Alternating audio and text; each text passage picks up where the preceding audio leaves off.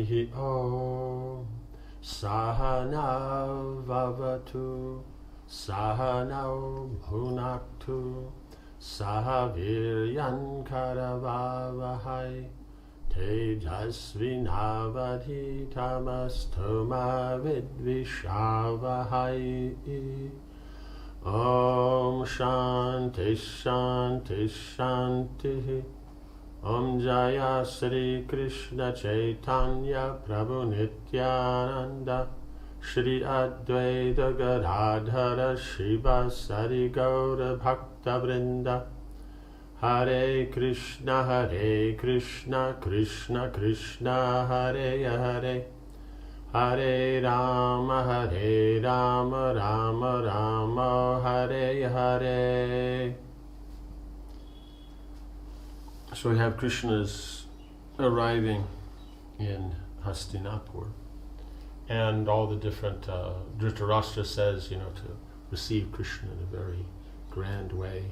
Bhishma Dev then, says that this is nice, but even that it could be even more. And then Duryodhana says, yes, he's so great, but at the same time, as he is supporting our enemy and this and that.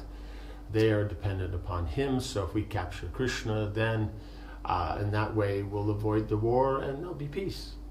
And so Bhishma Dev gets very upset, and Dhritarashtra says nothing, and so then in this way the assembly ends. So then the next morning, after a pleasant night in Brikashthala, Krishna and Satyaki rose before dawn and began their morning worship. They then left the village at sunrise. In less than 2 hours, the fast-moving chariot approached the outskirts of Hastinapur. Crowds of people lined the roads for miles outside the city, hoping to see Krishna. Bhishma, Drona, Kripa, and other Kuru elders also came out to greet him. All of them were beautifully attired and filled with joy to see Krishna's approach. He entered the decorated city, surrounded by the people. Along the roads, Krishna saw archways and other structures decked with precious gems. From the balconies of the high white mansions along the road, ladies threw fragrant flowers onto his chariot. Many instruments played, and the blast from thousands of conch shells filled the air. The roads were packed with people, and Krishna dismounted from his chariot to pass through their midst. 50 tall and well-armed soldiers walked ahead of him to clear a path through the crowds. As he went along the smooth stone road, Krishna glanced about on all sides, smiling at the people. Loud shouts of "Hail Govinda" were heard everywhere. Slowly, Krishna made his way towards Dhritarashtra's home, consisting of numerous large palaces arranged around spacious gardens. Right, so gardens are a very important part we see in the Vedic culture, because you need the aesthetic aspect, you need the space. People need to be able to go out and walk in nice environments, because the nice environments then refresh the mind and also elevate the mind. These modern kind of cities where you pack more and more and more, and if possible, if you can get building rights to build in the park, you do it, and all these things. But in the Vedic, no, the parks stay. You need to go, then you expand out, and once you get to a particular point, the city's as big as it'll be. You make a new city. You don't keep expanding till you have Mega City 1 or something. He was led through the inner quarters, passing through a number of gates guarded by young warriors holding bows and spears. Krishna was brought directly to Dhritarashtra in the royal court, who immediately honored him with suitable words of praise. The king received him with the greatest respect and had him seated on a jeweled throne, no less opulent than his own. See, because Dhritarashtra knows he's the Supreme Personality of Godhead, but because he's not a devotee, it doesn't actually mean anything to him. It's just like, okay, that this person is the president or prime minister or chancellor of a country, but to you it doesn't really mean anything, because in your life, what does he do in your life, right? He doesn't make breakfast, he doesn't make the toast, he doesn't wash dishes or, vacuum the rug. You never see him, you never like this and that. So for him, there's no real meaning. He knows he's like this. He knows that there's karma and he's in control, but at the same time, he has so much material desire, and when he sees that his son keeping these material desires that are wrong is still going ahead and being successful, then he's thinking, oh, well, maybe we can just continue like that. Maybe Krishna thinks it's all right, or who knows? He doesn't care as long as he gets what he wants. So that's why he knows that, by Shastra and by what he's heard, that he should be respecting Krishna. And he's doing it. But it's still, these are so that his material benefits will go better. He's not doing it out of actual worship of Krishna because he as a person respects Krishna as a person. It's a matter of he knows that you have to be respectful to demigods and especially to the Supreme Personality of Godhead. And so by doing so, then he will get the benefits. And so his worship of the Lord is just part of his, following of moral principles. It's not that worshiping the Lord is the main and moral principles support that worship. No, it's the other way around. The gain that he'll get from his moral principles is what his whole purpose is. And by worshiping the Lord, if that will enhance his moral principles and therefore his gain, then he's intelligent enough to do it. The two young maidservants stood on either side of the throne, fanning Krishna with chamara whisks. After Krishna had been worshipped with the traditional rites of hospitality, he stayed in the court for a short while. While engaging in formal and joking words with the Kurus, it was decided that there would be a full assembling the following day when they would hear Krishna's message. Taking Dhritarashtra's permission, Krishna then left the court and went to Vidura's house to see Kunti. So he's come long distance and all this, and so they don't just immediately walk in and then you have the thing. He walks in and he's received and everybody meets. And they, exchange, a few words and this and that and pleasantries and all that. And then it will be, you go and rest for some time. Rest, you'll have your meals, you'll have your bath, all these different things. And then there'll be an appropriate time later that they'll have meat for the official purposes. And so in this occasion then, since the main thing of the court is in the morning, not in the afternoon, therefore then they decide, well, the next day. Like that. But otherwise, if it had been, there was some other, they could consider, but then it throws off everything else in the day. Because the idea in the Vedic system, unless it's emergency, your lifestyle goes on. Right? Your life goes on. And there's no such thing as the occupation is more important than your lifestyle. One has to remember the occupation is to get the facilities to maintain the lifestyle. But in the modern culture, of course, then there's this false prestige put on the occupation, and then they think if I just do the occupation and get more and more stuff. But you have more and more stuff, more cars, more house, more this, more clothes. But when do you ever use it? So technically speaking, in the Vedic principle, that person is called a miser. He's a miser because he never actually uses the stuff. A miser is someone who has money but never uses it. So they can say, no, but I'm collecting more. But that's what misers do. They just collect more and more money and never use it. So here you're collecting money for taking care of family and your duties and your lifestyle. But you can't use it because you're so busy making progress. So-called progress means social progress, and then you get old and then you're dead. And then what? The Vedic thing is no, take care, cultivate your life while you're there. Cultivate the relationship, elevate the consciousness, try to improve the quality of your consciousness. That's the real improvement. So if you have more money and you can do more facilities, you can give in charity, you can do nice things, live a comfortable life, great. But the main thing is about improving the consciousness. Well, now, then you have these things, you have the prestige, you have the money, and then at some point things change, the political mood changes, and then people don't care about your position anymore, or your money, or things, or because you never spend time with your family, then your family grows up and goes away. Like that, the children grow up, they disappear, they don't want to have anything to do with you, you didn't care about them, you're always busy with your work.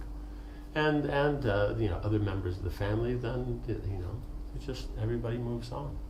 So what is actually gained? Though it's said, oh yeah, this is very fabulous, but in reality, So you see in the Vedic thing is that why would they do this kind of thing? They would live their lifestyle, and then the next day they go. So even you can say, no, but a war is coming up. But even during the war is only from sunrise to sunset. They don't fight in between after that. Then you have to be able to go back, relax, and everything, have your meals, meet with friends, have a good rest, get up in the morning, do your morning worship, and everything like that, then make yourself ready for the battle again. Because the whole point is you can say oh, but this is not real. No, this is real. Modern stuff, that's just how you say, snakes in a pit, just trying to eat each other. It's nothing glorious. Before, the dignity, the things, because if you're not fresh, if you're not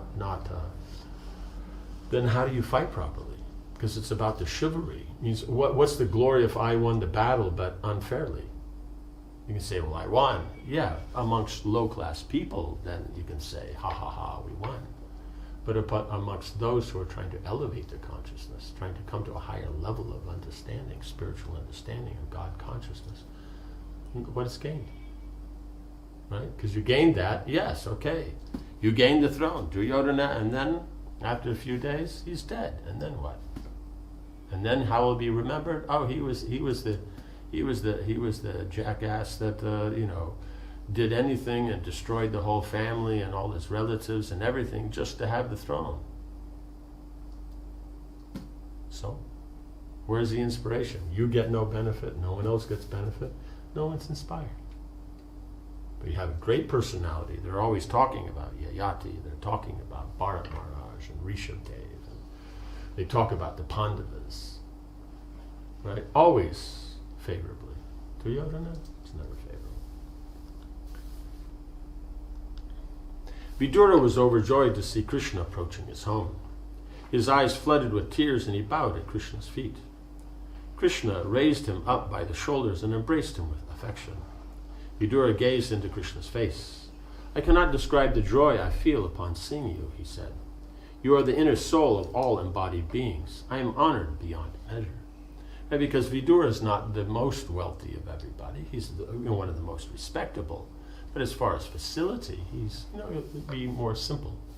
Like that, as we saw before, they're putting up Krishna in Dushasana's palace, which is the most opulent of all the palaces, even more opulent than Duryodhana's. And so it's the best palace. That means it's also more opulent than Dhritarashtra's. So they're thinking, in that way, it's appropriate that they worship like that because God, everything belongs to him, so you want to give the nicest things for him. But at the same time, it's the devotion that's more important than the Lord. So even though he's staying at the one, he goes to visit Vidura. Vidura showed Krishna into his home, and along with his wife, worshipped him with love. He asked after the Pandavas, and Krishna told him all the news from Virat.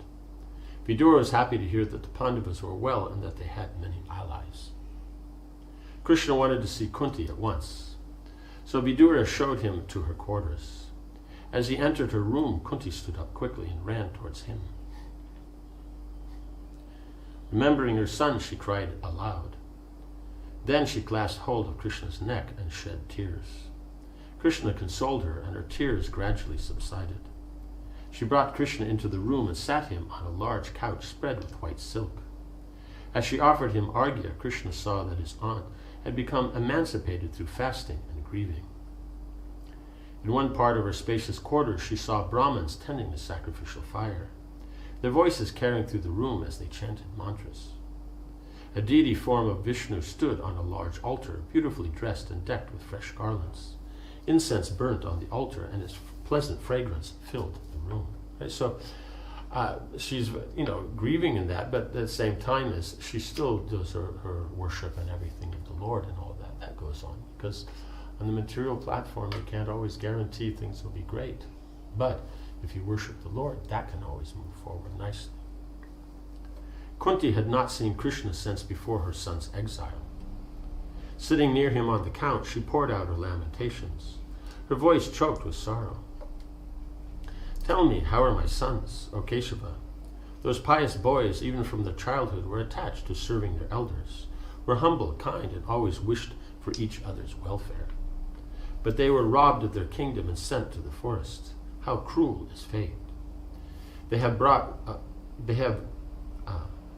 wrath and joy under control, and are devoted to the Brahmins, and are speakers of truth.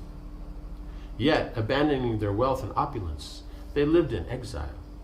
This has ripped open my heart. How did they live in the forest, O Krishna? After living in palaces attended by numerous servants, how did they survive in the wild? Formerly they would sleep on the best of beds in well-appointed rooms. How could they lay down on the bare earth? Alas, my children have suffered too much sorrow. Deprived of their father as young boys, they then had to leave their mother and all their friends and relatives, right? Because she knows how they were living, because we remember when in the house of lack, then for 1 year, then she was with them while they were in exile. And so how they lived as Brahmins and everything like that.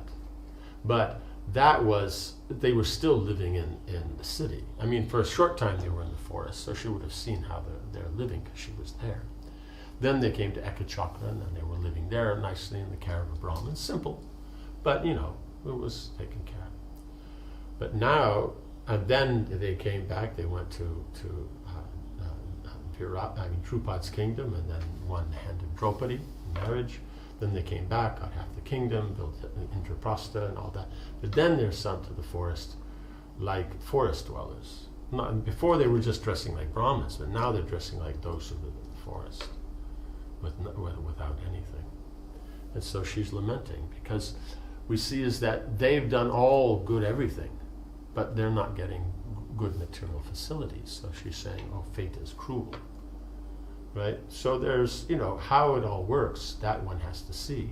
But the point is it won't get better by neglecting your duties. By performing your duties on the material platform, then prosperity comes. As you see, they'll get back the world. They'll be emperors of the world again.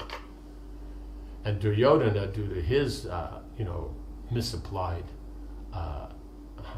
attachments, then he loses everything. And in fact, even life itself. All his brothers, all his friends, everything. There's nothing left that's connected with him. Like that.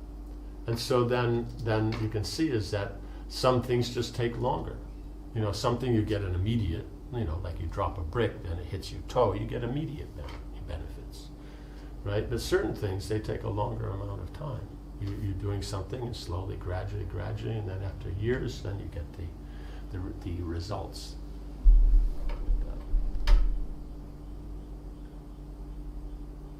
Kunti lamented at length. She described each of her sons, her voice rising and falling in grief.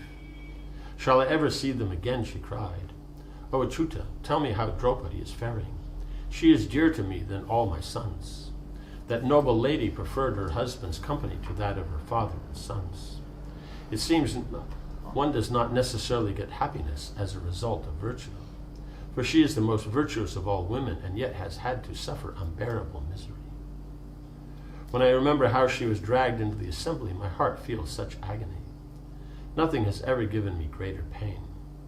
Dragged by that dishonorable and covetous wretch, even as the Kurus looked on, she found no protector other than Vidura.